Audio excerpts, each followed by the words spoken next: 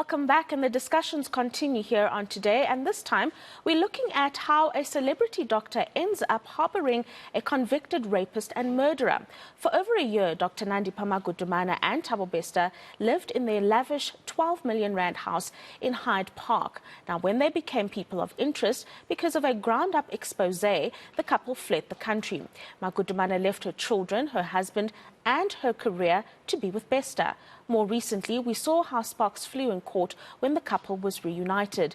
To talk more about this, we've got legal and psychological aspects of this conversation. We've got Elton Hart, who's a legal expert, and clinical psychologist, Prof Sath Cooper. Thank you very much, gentlemen, for joining me in studio.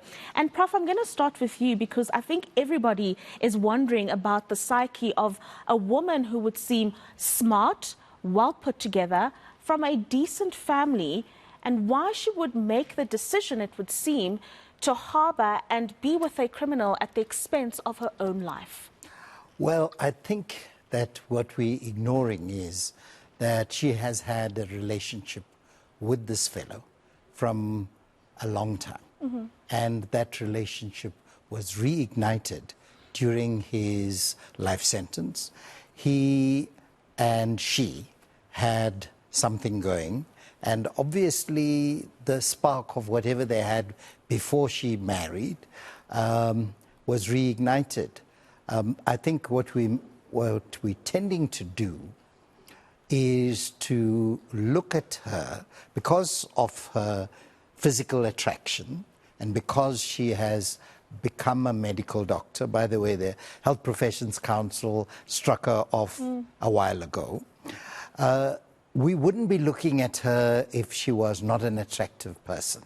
We would not be having this conversation if she was not. Bester himself is an attractive person, so you have two attractive persons and we're tending to focus on it, besides all the other histrionics and drama. But to cut a long story short, both of them seem to have sociopathic personalities. We tend to call these antisocial, but she, I think, clearly has all the makings of somebody who, from what's been reported, I have not looked at her, examined her. I don't know her early childhood, but it seems that she is somebody who would lie, would do things to cut corners, would be in a position to take the risk of going to the morgue and getting a body released into her custody. Now that takes chutzpah. It takes a lot of courage, and to give up her own children in the way she has done shows that she and he, definitely, as you pointed out, there's sparks in their relationship when they look at each other. From the footage I've seen, they do have a certain intimate understanding, the smiles and the knowing looks they give each other. So there's much more to this than merely a convicted rapist and murderer enticing an innocent doctor. Yeah. I think there's much more to it than that. Yeah, and I think we alluded to this before, Alton, that she might not be as innocent as we may think when it comes to her involvement in this particular best escape. But looking at someone like her, do you not think that she would have sat down and thought about the legal ramifications of this? Maybe if you could give us a sense, with some of the charges that they are facing, the life sentences are quite vast in some of the accusations. Is this not someone that someone would think about that's perhaps in love or is on this great adventure, if you will? In law, they call it dolus eventualis. You foresee a risk and you reconcile yourself with that risk and you take it on, and it's like pros and cons. So she most probably has sat down and said, okay, if this comes off, this would be the benefits. If it flops, this is the risks. And you reconcile, you marry these two. And once you come up and say, okay, I marry them and I'm happy with the consequences that might flow from this, and I'm willing to take that risk, what we call dolus eventualis, she assumes the risk and she goes. So there's nothing that you can say or stop her from doing it. Once she's made that calculated moves, she has sat down, plotted everything properly, because even going to the morgues, the whole modus operandi of how this escape was planned, you can see this was well thought through. So the calculations there for me, you see the risks, but you say, if this thing comes off, the escape of the century, wow. And some people get that sort of adrenaline rush from thinking, if I pull this off, how magnificent am I? It's like that self-soothing that they get from doing things like that. And she might be one of those persons that actually thought, yes, I am a medical doctor, yes, but that's boring, it's not interesting. If I get this right, people will know me. And that feeling of getting that self-soothing sometimes actually of sort of drives and motivate people to enter into certain engagements, if one can put it that way. Yeah, and I'll get the Prof to weigh in on that insight in a moment. But before I do, with what you've just described then, the looking at the risks and the opportunities of whatever it is we're doing and choosing to do it anyway, what on earth then does a defense lawyer put forward to the judge to say, my client is innocent?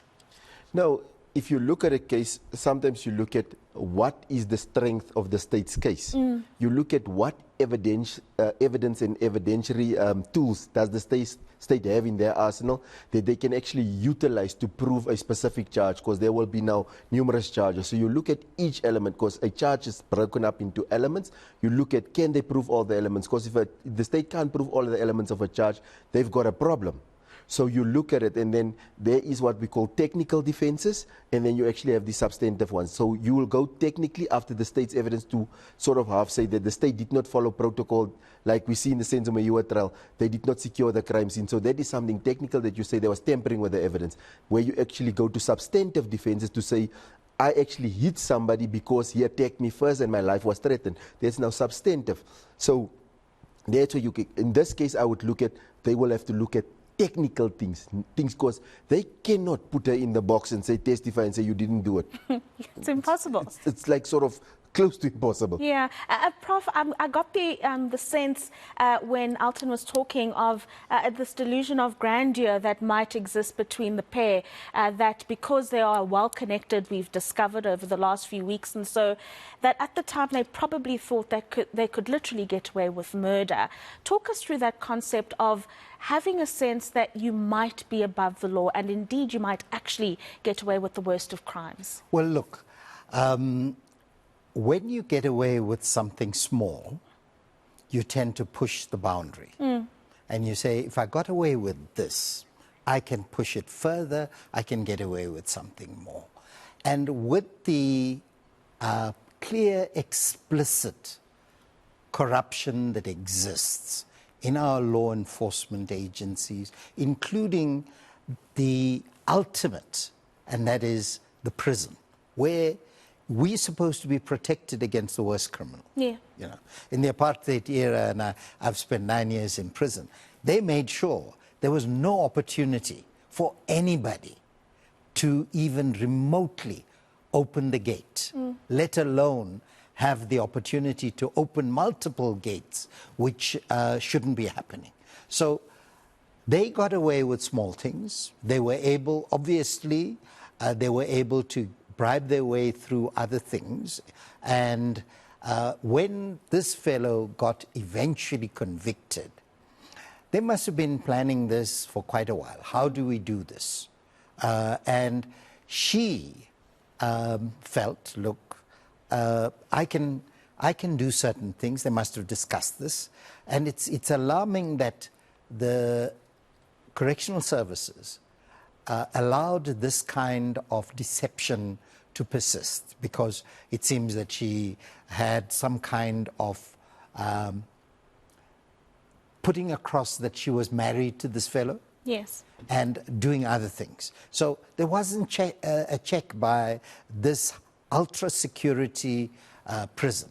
So when they were able to play that kind of role by getting away with it, she obviously, it worked into her ego. She felt, I can get away with it. These are silly people, until they were caught out and they fled. And they fled with multiple passports. But they still have the chutzpah to challenge this in our society, in our courts. And there's probably going to be an appeal. And they have the money. And he and she, the ability to pay for their defense has not been looked at. And that, I think, is something that is very severe, because the proceeds of crime ought to have been seized by the state. Yes. How does the state allow this fellow to have access to monies from obviously what his con jobs that he conducted before? She also strikes me as being this charming rogue. She can manipulate people, she can get away with it, she can make people feel they're doing something for her that they won't even regret later, and say, no, she was the girl next door, she was this charming person, I got conned out of doing this, and so on. But very few of us will acknowledge being conned. Yeah. But that's what they've taken advantage of in this situation. And worse still, a very supine law enforcement system that ought to have changed its approach in court and so on, but they don't seem to have learned from these. We have weak prosecutors, we have a weak system, and yet we've got bright lawyers out there. Why don't we employ those to make sure you don't go on a show and tell mission? You don't send an entire leadership to go and bring back two people and then have cameras on this and so on. So we've got a lot to be accountable for, and thankfully the media has been on it before our law enforcement. Otherwise, these people may not have been caught. Yeah, and I want to just speak about the court case and the different nuances that have been in there, and the chutzpah, as the Prof said, that Nandipha had to go and challenge whether it was a deportation or an extradition. We saw how that played out in court. It was something that's not common, that would be put before a judge in a situation of this nature. What happens thereafter? What are her options? Because one would think that if she can put this before the court, she still has this idea that I may still get away with it. No, indeed, and that's why I'm saying we talk about technical and substantive defenses, and here she's moving into the technical arena. And Judge Loubser made it easy now already to make a fact-finding to say there was a disguised extradition. So, and then but he said she consented to this. Now, I know with extradition, you cannot consent to that. And I mean, we had the guy that was in Brazil for some time. It's like, if you have to be extradited, you have to be extradited. It's just, you need to follow the procedures to say, okay, you're going to have a hearing there. We'll listen to you why you should be extradited, why you should not be extradited. Follow the procedures, and then we extradite you because you need to stand trial in a specific country. So she's saying, okay, I'm going to challenge that. And now the question in South Africans' minds is, if the appeal court now finds that this was genuinely an extradition, she was brought here against her will, she could have gone elsewhere. Does it mean that as the South African government, we need to take her back to Tanzania and put her back in Tanzania? Does it mean, do we release her here and let her roam the streets in South Africa? Obviously, we know our South African government will opt for the second one, to say we release her here, we don't let her get out of the borders, then we can rearrest her on a J50 warrant, because we're looking for her in connection with this multiple charges pertaining to the escape of Thabo Bester. So if the appeal court, and this is now just the little devil dancing in the back of my head, say, put her back in Tanzania where you find her and let her make the choice as to where she goes. And then wherever she goes, you check if you have an extradition treaty in place with that place, and you ask for extradition according to the protocols that is there to actually extradite a person. Yeah. Then we'll see another thing. But it's just the little devil that's dancing in my head. But that's possibilities. I don't know how the judge will think, but if they find that she must be released, then we'll have another 2-3 years on this case, running up and down to courts. And we know with extraditions, our track record is not that great, because Bushiri is not yet here, the Guptas is not yet here, so if she gets that chance, we'll have a third one, and then we'll be down the drain 3-0. Yeah, but I want the Prof to wrap up our discussion. But before we do, very briefly, the point that he makes around the payments that are being made to the defense. What are the parameters around that? If it's ill-gotten gains, does it get confiscated by the state? What do you do with that money that is believed to have been criminally gotten and that you are now using to defend yourself? In terms of POCA is Prevention of Organized Crime Act. It allows the state to actually seize ill-gotten gains from whoever has it in their possession. So when the state knows, okay, Thabo Bester is currently in possession of X amount of monies, they can trace the monies where it sits, then they can actually seize the money if they can prove that the monies was made from commission of crimes. But if we can, they can prove that the monies was made from her, Nandipha's business as a doctor, then it's legitimate money. So, and I think that's where they're going to say the monies came from. It was her money that she made with her conferences and her aesthetics business that she was running while she was out and not being a fugitive of law. Then they cannot take it. So that's always on the cards that they can actually push that defense forward. So Thabo Bester, but we know there's video evidence that showed that he made, he held conferences and everything with nice suits where they sing happy birthday to him while he's sitting in MMC. So those type of things, they need to, but the state can utilize POCA, but obviously we see that the defense teams has been paid, and obviously there's attorney-client privilege. They will not divulge as to where the monies come from, because there is that attorney-client privilege, and nobody can force them. You can do whatever you want to. The attorneys will not tell you who's paying their accounts.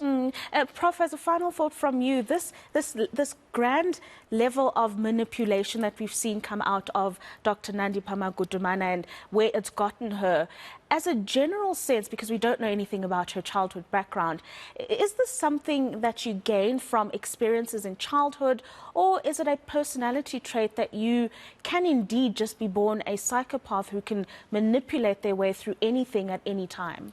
Well, look, early childhood is an important indicator, and that's why I said earlier, I don't know what the early childhood was. But the very fact that she used her father in the commission of criminal activities shows that she's highly manipulative and has no remorse and has no conscience, actually, in using people.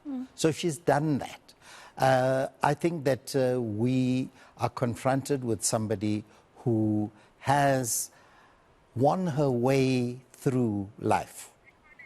Life has not been as difficult for her because she was in the right place at the right time. She charmed her way through medical school. She has the looks. And so even her lecturers may have tended to be easy on her. She still uses the title, the media still uses the title, which she's not entitled to. She's a Miss Nandipha, and we still use the title doctor. She's not entitled to use that. So everyone would like to give her the benefit of the doubt. But if she was an ugly person, we would not be giving her the benefit of the doubt. So part of it, for a con person, you know, you don't get an ugly con man or con woman. Yeah. You get an attractive, well, they don't get very far. They don't get very far because everybody's, you know, this guy with a scar on his face or something like that. But they can get away with it because they have the personality that oozes inclusiveness, but actually are only self-serving. And we see enough of that in our socio-political, economic life in this country, that we should all be on guard. Beware the person who can charm the socks out of you or the pants off you. Wow, what a profound thought to leave it on. Thank you very much to you both for joining me in a studio. We were speaking there to legal expert Elton Hart, and of course you've just heard Professor Sath Cooper, their clinical psychologist, closing off that discussion.